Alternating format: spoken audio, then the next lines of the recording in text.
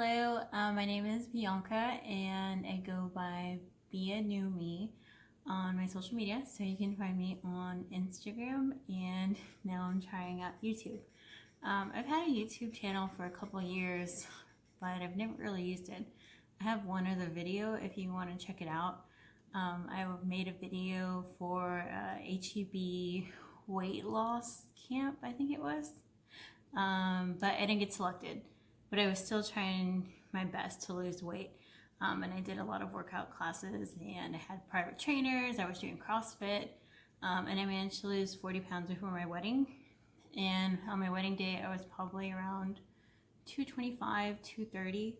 My height is 5'3", so that still was quite significant for my height.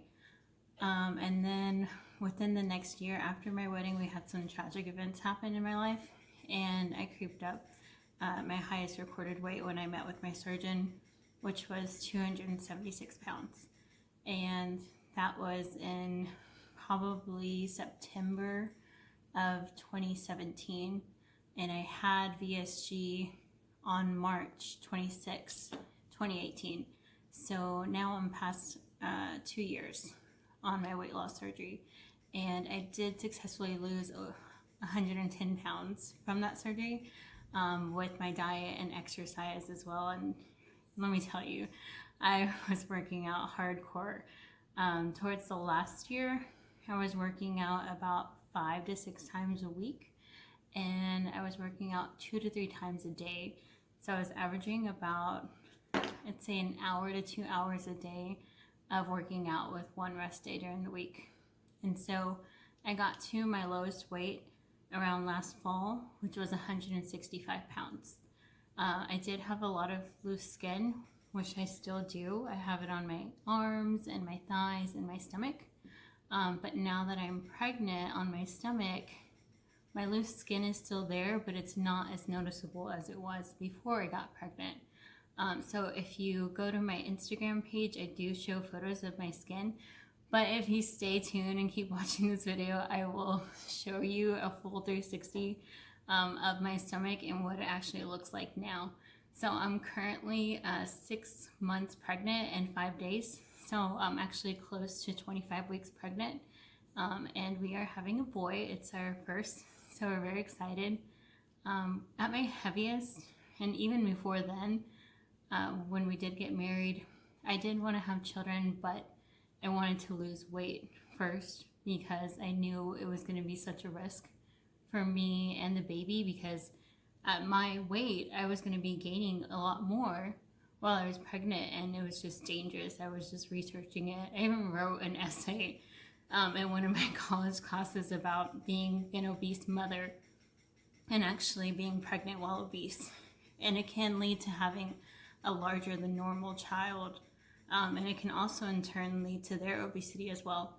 So I did not want that to happen. And unfortunately, losing weight on my own, it wasn't working, because I would lose it and then something would happen and I was quick to regain it. So it was definitely a mental challenge for me as well. And I've been overweight for most of my life. So the weight just gradually kept adding up. So now with my pregnancy, I wanted to share this video for anybody who's looking into getting pregnant after weight loss surgery, just to give you a little insight on how it's been for me. Now everybody's different, so I've heard a lot of different things from my weight loss friends, which there is a really great weight loss community out there, especially on Instagram, and I highly recommend that you find people who are looking to be on the same journey as you for support, because it's hard to do it alone. I couldn't imagine doing it alone, because I've had so many friends that I could go to workout classes with. I could go and eat with them and we could eat the same size portion. We could share a meal. It's difficult in the beginning stages, like when you're first going out to eat and you have to eat this small portion, but you're with somebody who is eating not a normal size portion, because at restaurants they don't give you normal size portions, but in just a huge amount of food and this caloric intake that they have versus your very minimal caloric intake for the day. So having friends, who have either had the surgery or they're planning on having the surgery is a must, and I highly recommend it. And transformation pictures. Always take pictures, especially if you are looking into weight loss surgery. Take pictures now, because it's always good to reflect back and see where you're at. Especially now in my pregnancy, because I've gained weight, it's really helpful for me to see myself at my heaviest to where I am now, and you know, it puts me in check, because I'm like, oh my gosh, I'm gaining so much weight. Like, I'm nowhere near where I was at my heaviest. And most of my weight is in my midsection right now, because my shirts and my shorts still fit. So my arms fit into my shirt and my thighs still fit into my shorts, but it's my belly where I have the issue. So, I mean, it's getting tighter and it's getting rounder. It's not the prettiest belly either. So on Instagram, if you are expecting, you'll get bombarded with all of these beautiful skinny mothers to be, and their belly is like super small and skin is like really firm and tight. Well, mine's not like that, but I still have this blessing of life inside of me, and so I'm super grateful for it. And I'm grateful, you know, for everything that my body's been through. It's carried me at almost 300 pounds, and it's carried me when I lost 110 pounds. It's carried me throughout the whole workout journey when I was pushing myself so hard, and I had never worked out like that in my life. And now it's helping me carry a new life into this world. So I'm super grateful for it. But back to my pregnancy. So I really wanted to start recording earlier, but I was just like, I'm gonna get to it another day, and then it became another week, and then it became another month. So I'm still pregnant now, and I was like, you know, I've watched other people's videos on YouTube about pregnancy and weight loss, but they were actually videos maybe like a year or two after their pregnancy. So I wanted to give people the chance to actually see somebody that's pregnant, and that's me. So far it's been weird. I would definitely say not the normal pregnancy. Nothing physically wrong, more mentally, especially because we're going through this pandemic right now with COVID-19. So it's completely changed everything I imagined that would happen when I was pregnant. So years ago, when we talked about kids and I imagined myself getting pregnant one day, I was like, oh, this will be so great. You know, when the day comes, I'll have this belly, I'll see all my friends, I'll see my family, everybody can rub my belly when they see me. We'll take birthing classes together, I'll take breastfeeding classes.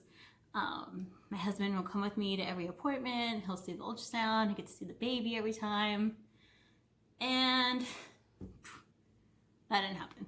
So we were lucky enough that he was able to go to the first appointment with me, but after that, there was no visitors allowed since then.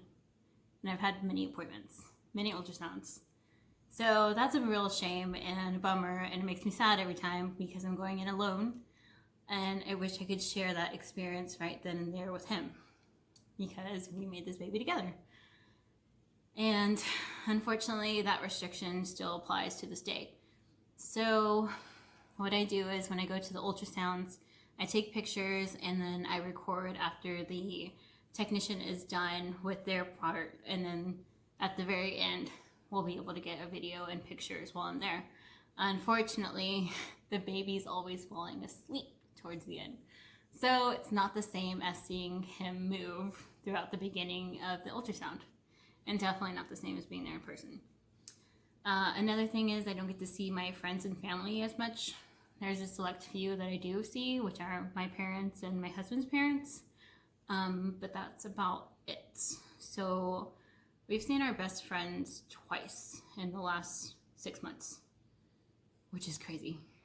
And we've seen our godchildren, which are their kids, the same amount of time. But you know, we stay connected on social media, but still it's not the same because you're not seeing each other in person. There's no physical contact. So it's definitely difficult. All of my other friends, I have not seen them at all. I mean, I see them on social media, but you know, we used to go do workout classes, we used to go have brunch, just go out in town. Nothing.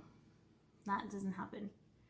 So I also don't get to see a lot of my coworkers now because they moved me to another building where there's less people. Literally, there's like 2 to 3 people on any given day, which one of them being me. And this is a huge building. So it's pretty isolating for me. They moved me because I'm high risk because I'm pregnant. So they don't want to take the chance of me getting sick from my other coworkers. I worked in a building with maybe about 30 to 40 people. So it's a big change. And then a couple of days during the week, I work from home. So then I'm here with my 2 cats and 2 dogs. And I have no like human interaction at all with anybody while I'm at home because my husband's working during the day too. So that's pretty isolating. Sometimes I get depressed and I just have to shake myself out of it. I post about it. You know, I tell people to stay connected and, you know, reach out to others because this is a difficult time. Not just because I'm pregnant, but just in general. I mean, for anybody. There are some people before this pandemic and they didn't even have a lot of people to talk to in the beginning. So I can't imagine what they're going through now. So if you need somebody to talk to, reach out. I mean, I'm like a social butterfly. So I love making new friends. I love meeting new people. That's something I really miss. I mean, my last job, I was networking all the time and I loved it. And then my new job, which I've had a couple of years now, I work with like 50 departments. So I've met so many people and I've made so many friends at work. And I miss everybody. I mean, I miss all my friends. I miss all my family. It's just, it can get really hard. So that was something that was really different and something that I could never imagine happening while I was pregnant.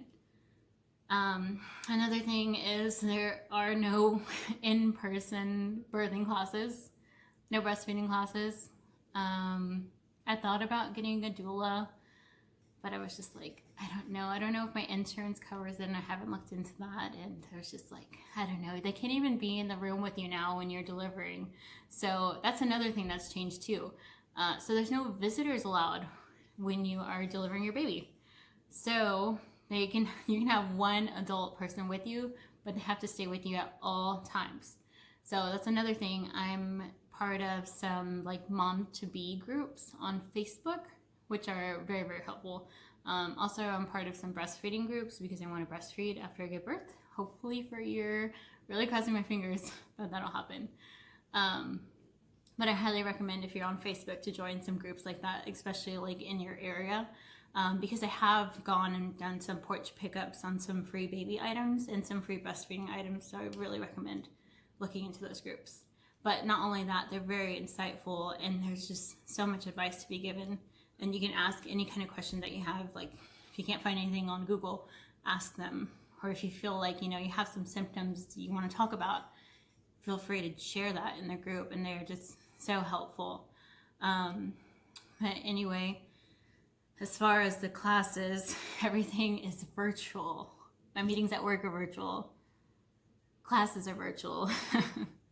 So it's definitely not the same. I mean, I imagined me and my husband going to classes together in person, you know, dealing with a plastic baby doll and then just going through different lessons. But that's not happening. So we do online classes together.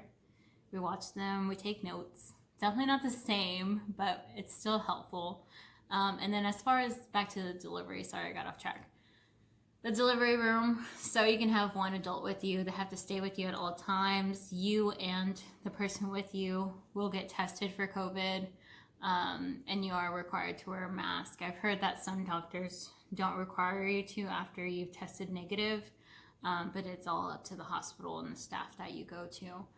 So that's completely different because even after you give birth, you cannot have any additional visitors. So like the grandparents could not come and visit us or the baby. So that's pretty rough. And then I heard that they're actually letting people go after birth pretty quickly so they're not holding you onto the hospital as long as they used to. I've actually heard that some people just got released the next day. I was like, oh my gosh, that's crazy. To me, that's like very soon. I'm like, please help me. Just keep me in the hospital for a couple more days.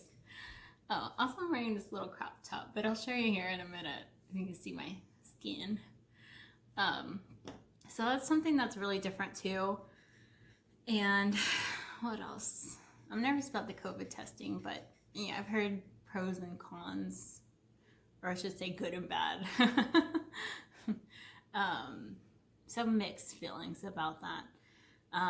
But hopefully, you know, I won't get this virus, or if I do, I get it before I deliver the baby. So, you know, hopefully I can get through it okay, because that's something that I don't want to happen. I've seen articles on women who tested positive once they were in labor. And I can't imagine, because you are separated from your baby once you give birth, because they don't want the baby to catch the virus from you. And then who knows what kind of testing they'll do on the baby while you're separated. So that's a really scary thought to me. I'm just like, I mean, I saw one article where the mom didn't even get to hold her baby for like almost a whole month. And she was in the hospital with her baby because she tested positive for the virus. And after a month, it was the first time that she actually got to hold her baby. So, scared. I'm praying. And for all you prayer warriors, please pray for me too. So we try to take all precautions that we can. I mean, I still have to go into the office twice a week. We still have to go grocery shopping. We still do other things. We're just pretty limited on what we do, and we always wear a mask. And I'm always thinking to myself, I'm like, it's hot in Texas, like hot, and I am wearing a mask, and I'm over 6 months pregnant now. And if I can wear a mask, then you can too. So that's all I have for now. I didn't want to make this video too long, but it looks like it came out to be longer than I wanted. But feel free to follow me on Instagram. My username is BeANewMe, same as my YouTube name. And I hope you like and subscribe to my channel. I know I don't have many videos right now, but I'm hoping to do some more throughout my pregnancy, the rest of it. So if you have any questions, comments, please leave them in the comment bar. You can also reach out to me on Instagram as well. But I hope you like this video, and thanks for watching. Bye. So close to an ending. I'm a bad YouTuber. Sorry. I forgot the most important part. I forgot to show you what my belly currently looks like. So check out my Instagram for my before pictures, because I just recently posted some pictures of my skin. And I usually do, every once in a while, I'll throw in some loose skin pictures. So follow me on Instagram and you'll see this. But I was going to show you what I currently look like. So I'm almost 25 weeks and I've gained almost 30 pounds. Whoa. So let me show you. So my skin on my stomach used to be super loose, and you will see that in the pictures on Instagram, and now it's tight. And you can see the scars from the VSG surgery. So I don't know if I mentioned that, but I had the sleeve gastrectomy 2 years ago. So, and you can see that it's not fully hard. See that? Jiggle jiggle. It's still loose. See? It's like pizza dough. That's what I always compare it to. But it was like really, really wrinkly before I got pregnant. I was actually looking into getting plastic surgery. But now that I'm pregnant, that's not going to happen for a while. So that's what it looks like. Baby's in there. He rolls around. He kicks. I can still feel him. I don't have an issue with feeling him.